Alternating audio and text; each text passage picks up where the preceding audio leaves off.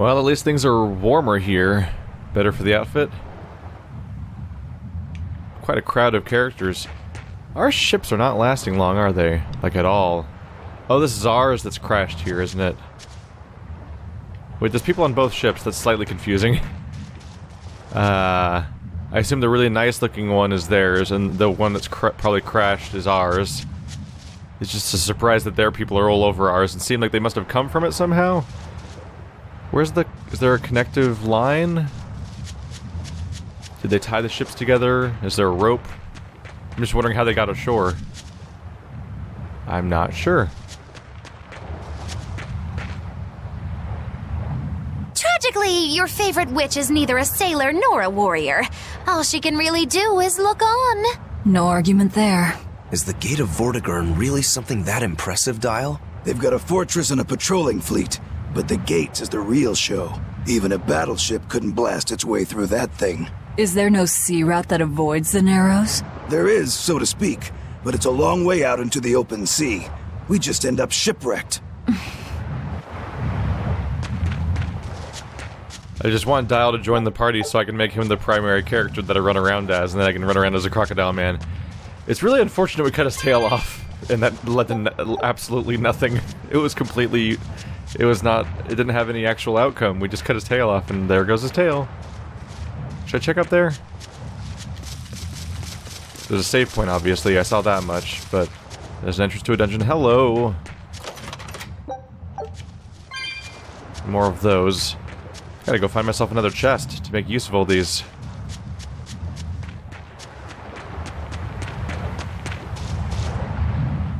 And what are you folks planning anyway? Like I said, we're getting through that gate. If you're not helping us, then the conversation's over. Is it possible to get through? If the first mate says he'll do it, he'll do it. You sure put a lot of faith in him. He's a Moloch, isn't he? That doesn't matter. He's got the captain's blessing, and that's enough for us. Couldn't you ignore the Narrows and just sail around? Not now. We lost both our compass and several of our crew in an earlier attack. Compass? But in the end, we're pirates. If someone blocks our way, we can't just fall back. And that's what makes a pirate, huh? The pirates share our goal. I don't think we have any choice but to band together. True enough. If forward lies destruction and backward lies doom, sideways is your only option! And yet you don't feel like helping out. I sure don't. That Moloch isn't all he seems. Who knows what's up his sleeves? The kid's a Moloch too. Hey boy, you sense anything? We both have ulterior motives. In any case, let's go after him. The kid's not gonna say anything because he was ordered not to. He was ordered to shut his mouth. You guys lost your compass too? How's everyone losing their compasses? Does no one know how you're all terrible ship seafarers? Maybe we don't want to join with them. The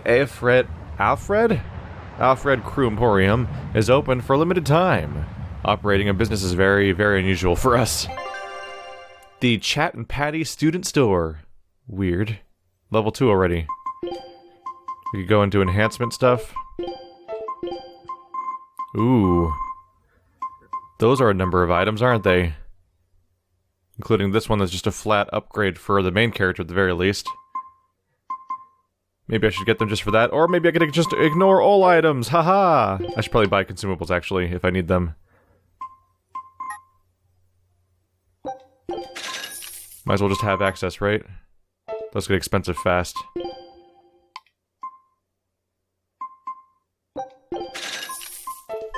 There we go. At the moment I haven't had a need to buy new equipment yet, and frankly, on top of learning the skills of your current equipment, there's just not a lot of demand to buy stuff as far as I can tell, at least early on in some of these games, since you can often just keep getting it as drops. I know you probably won't listen to me, but you shouldn't get involved with Ifrit's pirates. Ifrit is the fiercest, most villainous pirate in all the seas. Every sailor trembles at his name. For a demon, you're pretty wimpy. Demon or not, scary is scary. So this Ifrit is that tough? You bet. Rumor has it he's an unrepentant troublemaker and is as strong as an ogre. His gang are all fearless, wild rogues. They've turned the tables on the Royal Navy time and time again. And best of all is their ship, the Von Eltia. She's a legend that's traveled to distant lands across the sea. Nice. Sounds like I'd get along with them just fine. You seem to know an awful lot about them yourself. Well, it's just that every sailor dreams of being as wild and free as Ifrit and his pirate crew. I guess. Hey, I can dream, can't I? Demon or human or even lizard, we all got our fantasies. Okay, so Dial here's starstruck by our new friends. She's just so into the idea of them being around. Yeah, I guess the only real step to do is just head in, right? Here we go. Ooh. Look at the little mushrooms. What a weird pattern, though. They look like gecko tails or something? Or gecko tongues? If I'm even thinking of... No, tails are, I guess, are fitting. Any? There it is. I was gonna say, any enemies in here? Well, those things are alarming. I don't like that. Something big gonna come down? Nope, nope, nope. That's all the items around here? Looks like it. It's a side area, so no real need to fight. We can head forward, and I'll likely encounter the same monsters in mandatory encounters or even just in the narrow hallways on the way to my actual objective. This is a nice enough looking cave. Hi there. Let's just fight this thing. Oh, that's a lot of them. Okay. Their weakness is all martial arts wait. Weakness is wind. Resistance says weak to martial arts. I don't think that's supposed to be listed as part of resistance. I think that's just listed as the next line under it. But at first I was like, their resistance is that they're weak to something. That's weird. Well, I could set up one that's all wind and martial arts. I mean, it starts off as mostly martial arts to begin with, admittedly. Yeah, these are all martial arts. But do I have specifically a wind skill I can add in there? Swallow dance? There we go. Actually, shouldn't they... If they're all swallow dance, is there a real downside to that necessarily? If I hit B on these guys?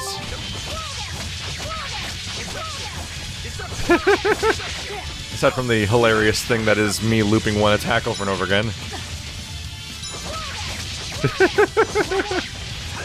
This probably is not an effective strategy. No, actually that takes real big chunks out of their health. She just has to narrate her moves, huh? Got him. Your style is really unique. Just wait until I pull out the good stuff. Each character has two of three types of abilities: martial arts, hidden arts, and malak arts. So it's exactly the Zestiria system. Martial arts are effective against enemies with lower defense, and malak arts are better against enemies with lower art defense, while hidden arts are somewhere in between. Changing your battle party based on your enemy's defenses will help in assuring victory. I said assuring instead of assuring. I don't know how that one happened. Every now and then I'm surprised by the things that I say. I'm like, what? How'd you process those words that way? How'd you mess up that bad? Ah! Give me another pink chest. I've got so many glowy bits.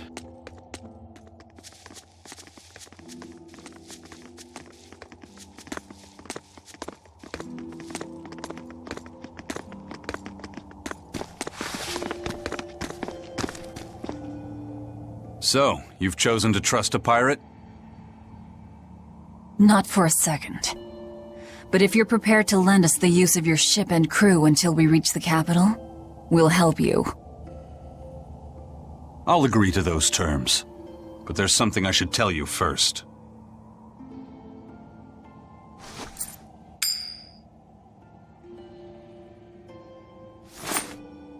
I bring ill fortune to all those around me. The Reaper's curse. I could flip this coin 1,000 times and still land on tails.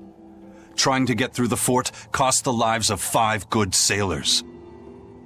If you join up with me, I can't guarantee your safety. Why would you go out of your way to warn us? Even demons don't want to meet an unfair death, right?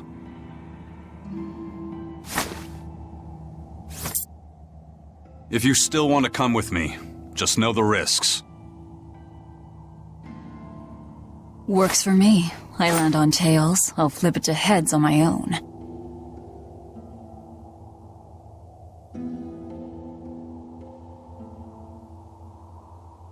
Your name? Velvet.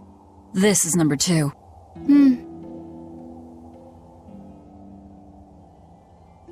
I'm Rokuro. A pleasure. Aizen. You've got a plan of attack, I'm sure. Let's hear it. To put it bluntly, Vortigern is impregnable. It won't fall to an attack whether by sea or by land. So, no plan? Wait, what about both at once? Exactly.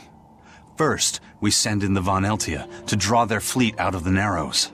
Then we slip inside and open the sea gate ourselves. The Von Eltia will then break away and rush back into the channel. We'll climb aboard and push through. One slip and we're all as good as dead. Then don't slip and we're not dead. Walking with the Reaper, huh? The plan is already in motion. Let's move. This cave leads to the fortress. What? That's a terrible idea. Everything about this sounds like terrible ideas. First of all, minor side note, if it always lands on tails infinitely, can't you just say tails I win? And then it'll land on heads. Ta-da! Easy to land on heads if that's how the fortune works. But also, he didn't say that like it usually lands on the bad thing. Like he's not even saying like he's more likely to have the bad thing happen. He's saying the bad thing always happens all the time. And then we're immediately like doing a plan where like one slip and we're as good as dead. I'm like, that means we're gonna slip. That means we're as good as dead. If he has a 100% failure rate, why would you group with him? That's not bad luck, that's literally guaranteed misfortune is the way they introduced it with their explanation of how the coin works, that literally 100% of the time the bad thing happens? What? That means every plan you ever make will fail, and every time there's anything up to chance on any level, which is all of life, by the way. Everything in life has some element of chance at some point. Freaking, you lose. What? Well, it'll be interesting to see how selectively the story chooses to implement this particular plot point. Because I get the feeling that's going to come up in very specific parts of the story and be completely ignored for entire other chunks of the story. Because I don't know how you'd even do a story this way. Like, it's so... That's such an extreme declaration of doom that the story can't possibly live up to its own words, I don't think. Or he just dies, like, in the next scene. And then he's really forgotten about. Look at all these vines. They're too tangled to cut through. I'm carrying some flint. Just burn through it. Do you really think this is a good place for us to start a fire? Normally, no. But we're also demons and Malakim. Get what I'm saying? Yeah, we're not exactly normal ourselves. Burning vines. You can use kindling to burn vines and other obstructions, and open a way forward. You can also burn vines on rocks to examine them. Does this look like a good place to start a fire? What, a damp, dark cave full of greenery? Yes, that's a great place to start a fire. It'll just stop immediately. It wouldn't burn these vines either, but still. Might be able to burn through them. Yes? Oh, that's how I burn through them. I was accidentally inspecting them. There we go. Yeah, those vines would not burn, but definitely everything around us wouldn't burn too. This is a super safe place to have a fire. This place looks like... This place doesn't seem dry at all. No! Go away! More mushrooms for me! Gotta keep this cooking going. Gotta level up my cooking. How is that going, by the way? She is slowly making progress towards level 2. Not particularly fast, but it's happening, I suppose. Are there other dishes yet? Nope. It's just the one. Well, we're not going that way. That's a time to be thankful for the not particularly slow loading times. The time when you load into a new zone and then it's like, oh yeah, that's 5 feet of land, then you have to turn around. That's fine, the game doesn't even have to load, it's cool. Otherwise, that would be a pain in the ass. If you're wondering about me running past enemies a lot, the way I handled Zestiria is that I ran through a lot of the dungeons and would just get items and do 1 or 2 fights and then move on with the story. And if I found myself underleveled, I would just go grind off camera. Rather than have every episode be a series of 20 consecutive fights against the same monsters over and over again in the same scenery where nothing's happening in the story. Here we go. I'll inevitably screw up and walk into a few fights along the way, and those usually make up for the handful of fights of the scenario, basically. Oh, that was weird. He, like, twitched towards me and didn't chase me. Because while boss fights and story can be interesting, the, general enemies are usually less so. The kid's awfully quiet. You think maybe there's something wrong with him? Number 2's always that way. Stop that. Calling him by a number is cruel. What's Rokuro mean? Well, son number 6, technically. Same thing then. Not even remotely.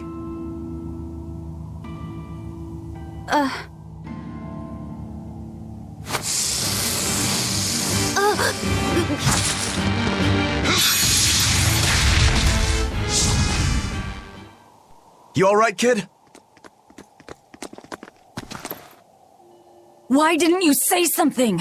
If Eisen hadn't noticed in time, you'd be dead! Because you ordered me to keep my mouth shut. That's not what I meant! Why? Why would you do that? Whoa, take it easy, Velvet. Let me guess, kid. You were bound by an exorcist? I thought as much. The boy's will has been sealed away. Malakim have individual personalities, just like humans. But exorcists have developed methods to seal those personalities away, so they can use Malakim as uncomplaining tools. Will he always be like this? Can't say. I've never seen one escape the exorcist before.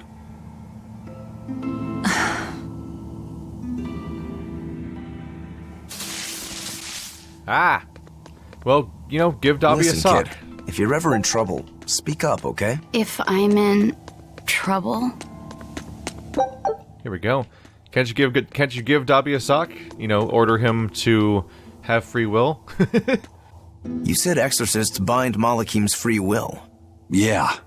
We've lived in this land a long time, and we're our own folk, just like humans. Only a small portion of humans, those with strong resonance, like the exorcists, were able to perceive our existence. But the Advent changed that. Now Malakim can be seen by ordinary people. We're being robbed of our free will and made into obedient tools. Humans praise Artorias for providing a miraculous new weapon against demons, but Malakim aren't mere objects. Malakim aren't things? They are. As far as Artorias is concerned, Malakim, demons, and humans are all nothing more than tools. Everything in service to his utopia of reason. And that's all anyone is to him. Even my brother.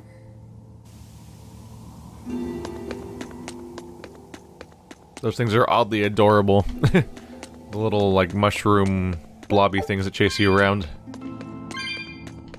So surely we're gonna find a point in the story where we learn how to discover... great sentence.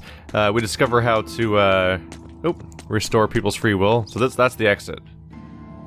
So let's check over here. Because we've played Zestiria, which takes place in the future of this universe, and in that, the Seraphim, which as far as I can tell just are Malakim, it's just a different word for a different era, they're just people with free will. They watch over areas, they're powerful, they can fight demons, but they're invisible to most people, I believe. Good for me. Maybe that'll be a plot point. The discovery of how to make Malakim have free will, but maybe it somehow makes them invisible to normal people or something. Because right now, I think they're visible to everyone. I think they're just wandering around and everyone sees them. Or if that's not the case, the game hasn't really acknowledged it otherwise. Because it seems like everyone can just see the Seraphim like it's no big deal. Assuming, of course, that Malakim and Seraphim are the same thing, but they've so far filled like the exact same role in the story, aside from just having a different name. I almost feel bad for them. They go through all that effort and they drop down from the ceiling, and then they gotta go all the way back up there after the whole false alarm of me not just murdering them all.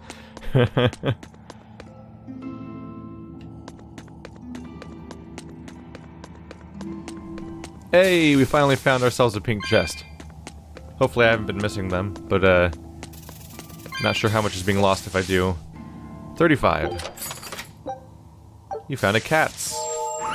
Bye. You little nightmare creature.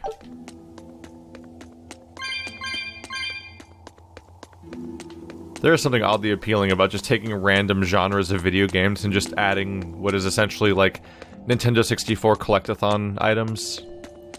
Like your Banjo-Kazooie scenario. It's like, yay, I got little things that I can pick up in my little hallways. And even though it doesn't necessarily add anything, but it adds a feeling of progress. Look at the thing I got. What's it good for? Huh? Something with cats? Probably comes up later. In more detail, eventually. For now, it's like, you freed another cats. Congrats. Haha, see what I did there? I'm sorry, is that a turtles? It's a turtles! Turtles! Turtles! Are you a turtle demon or something?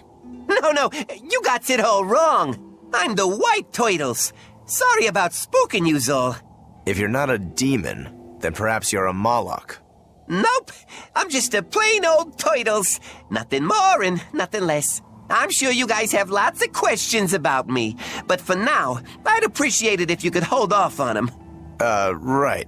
Sure, if you insist. Much obliged. The turtles are traveling merchants of considerable savvy.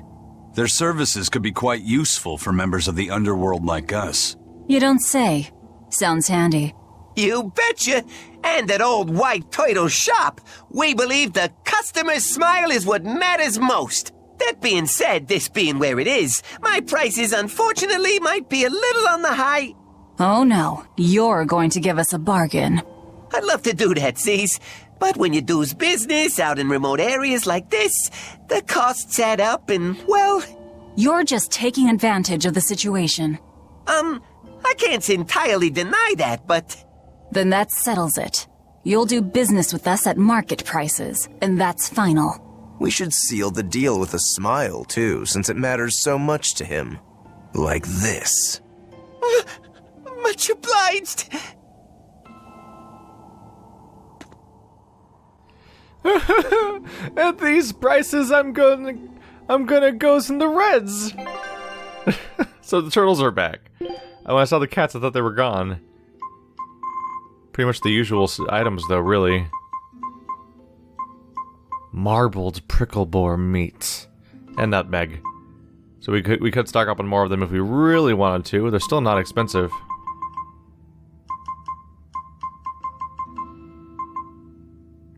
Yeah, round it out. Keep our characters cooking to level up that experience. So, turtles are back. I totally thought the cats replaced them. I don't know if cats are a big ongoing thing, though. You sure know how to drive a hard bargain, Velvet. What else was I supposed to do? Would you rather I devoured him and swiped all his stuff? You're more frightening than the Reaper. Still, that Turtles was an interesting guy. It's a big world, kid. Lot of strange folks out there. So I'm discovering. He probably took one look at us and thought the very same thing. A demon, a Moloch, and a Reaper. We've got it all. Ain't that the truth? That kind of seemed like a strange remark. You're more frightening than the Reaper. The Reaper hasn't done anything even vaguely frightening yet so far. He's just some angsty guy with blonde hair and a trench coat that's all like, I have really bad luck. Meanwhile, the main character devours people with her hands.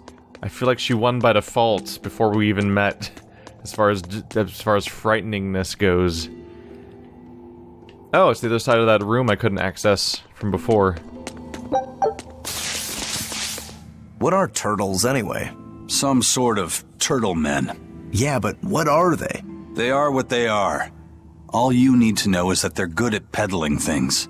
They're probably just called turtles because they wear all those sea turtle shells on their backs. After all, Rokuro means sixth son, and that's what I am. I was Teresa's second tethered Malakim, so I was number 2. That's a title, not a name. Huh? Would someone just give the kid a name already? A name? For me?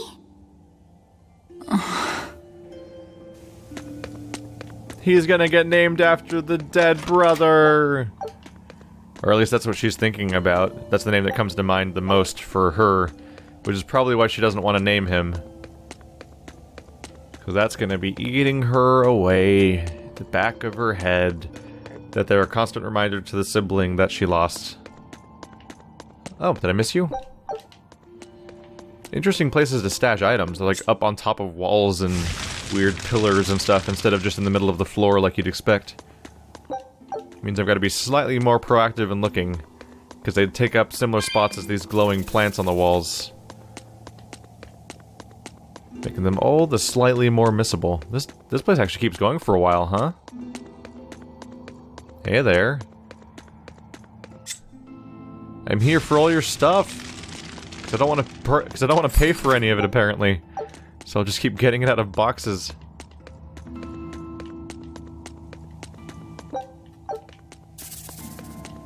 Wow, they are stashed everywhere. We're getting a lot of the same item repeating actually.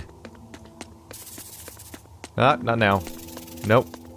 The funny thing is I can kind of hear them when I'm walking around.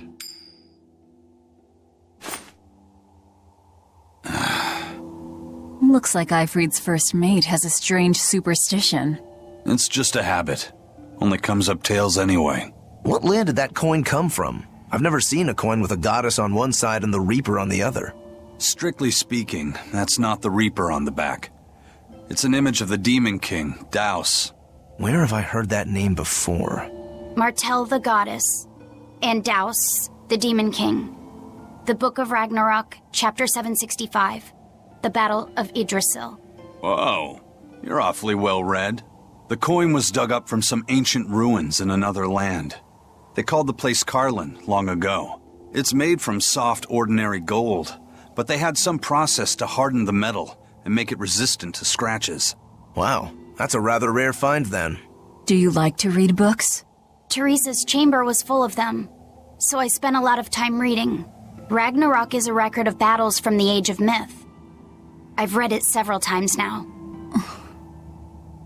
Anyway, coins like that are hard to come by. Where did you get it? It's a long story. Never mind then. So, were you deciding something with that coin toss? Not anything I can talk about yet. Oh, I'm sorry for prying. Wait, why would he base any of his decisions on the coin toss if he already knows in advance how it's going to land every single time? I can't wait to find out that his entire angsty story is false, and like, it turns out that the coin's just weighted. Like, oh no, it was a weighted coin this entire time. This entire curse was actually totally not even real. That one person, they totally tricked you. And you've been so angsty this whole time as a result. But it was never real. Ha ha ha, you fell for it. Silly, silly man. Also, he and the Malakim both Malakim have the same hairstyle thing going on where they have their hair spikes are a series... Oh, you can see them both here. Their hair spikes are a series of vertical spikes going down, like the bangs in front of their face, but then they both have one strand of hair that diagonally crosses their middle vertical spot. It's almost weird how they both have that really specific hair pattern in common. Well, I haven't fought you guys before. What the heck's that? Don't get overconfident. Oh, that's a lot of you. There's a whole lot of you. Very weak to martial arts. I know just the thing. Every button.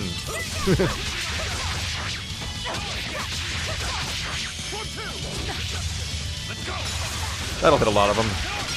Yes. Yes. Oh my goodness. Another victory.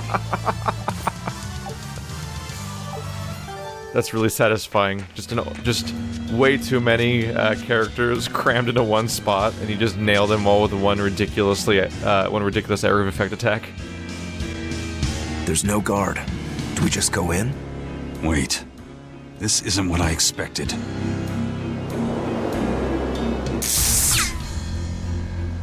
There's a barrier over it? They changed the security. You weren't kidding, were you? That scorpion and this barrier, all part of your curse. You'll be lucky if that's the worst of it.